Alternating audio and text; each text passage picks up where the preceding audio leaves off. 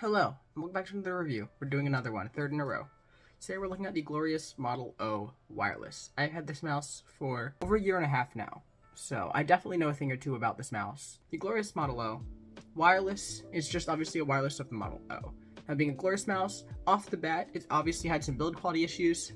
There's creak, there's flex. Of course, there especially is now, since it's been, again, a better part of 2 years now, but it's still here. It's just slightly worse than before, as you can hear, but that's only when I squeeze kind of hard on it. I mean, there's nothing that should be too noticeable other than those sides that would creak in game. The switches are Omron 20M switches. I think for the other wireless mice, they use KLM.0s, but for the Model O wireless, they use Omron 20Ms. Something I've noticed with Glorious mice, and the same thing is starting to happen to my newer Model O, but the coating does eventually wear off after about 80 to 100 hours of use, for me, because I've used both of these mice a lot. And the coating starts to get smoother and shinier and more reflective as that original more grainy coating starts to wear off. If you look closely, you can see that it is a lot smooth and is pretty reflective against my window light. The scroll wheel is pretty tactile. When you press down on it, it won't really move that much, so that's a pretty good thing. It has very pronounced steps, so I'm not a big fan of it, but it depends on what you want. The RGB is not that bright. It was brighter when I got it, but it was never as bright as some of my other mice. Now, I will say I did lose the dongle for this 8 months ago, something like that. I still use it plugged in sometimes because why not? Here's what it sounds like.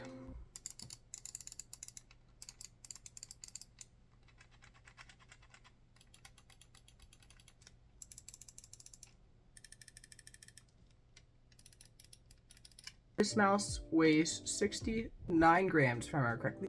Glorious has always advertised their mice as really light, and especially nowadays, it's not that light compared to this competition, as the classic hexagonal design that Glorious really made popular back in, 2019? It's fine. It's light enough. I would still classify it as lightweight if it's under 75 grams. You can change the RGB, all of the DPI stuff, just completely. You can change that in the software, so don't worry about that. The side buttons, they have some pre-travel and some post-travel, but it's nothing terrible or game-breaking.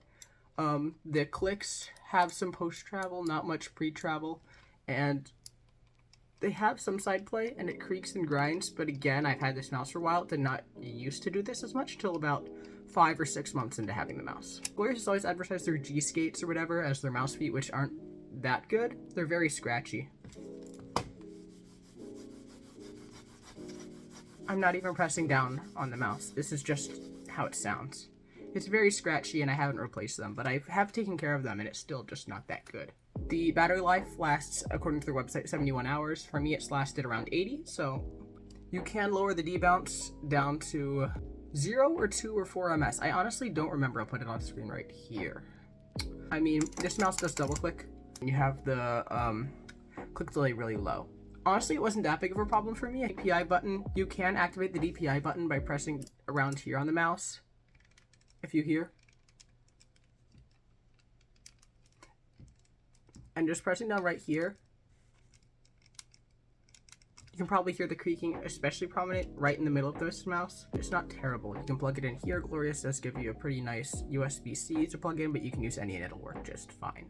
Their sensor is a BAMF sensor. Overall, is this worth $80? 2 years ago? Possibly. But now, I think you can get better options for this price. So I'd only recommend it if you're really looking for specifically this. You can get a Viper Ultimate for the price of this, and the Viper Ultimate is lighter and better than this. The shape is for small to medium hands. I have medium hands-ish, maybe a bit on the large side, and this fits like a glove. I mean, this fits my hand very well when I'm trying to do something closer to palm. But if you're fingertipping, I would say this does best when you're clawing or fingertipping. Shape just doesn't feel right. Your hand just kind of slides off. If you enjoyed this review, consider leaving a like. My reviews don't get that many likes, and I want to change that. Leave a subscribe if you want. I'm 7 subscribers away from 50, and I'm really trying to get that by the end of the year. Thank you all for watching, as always, and I'll see you around.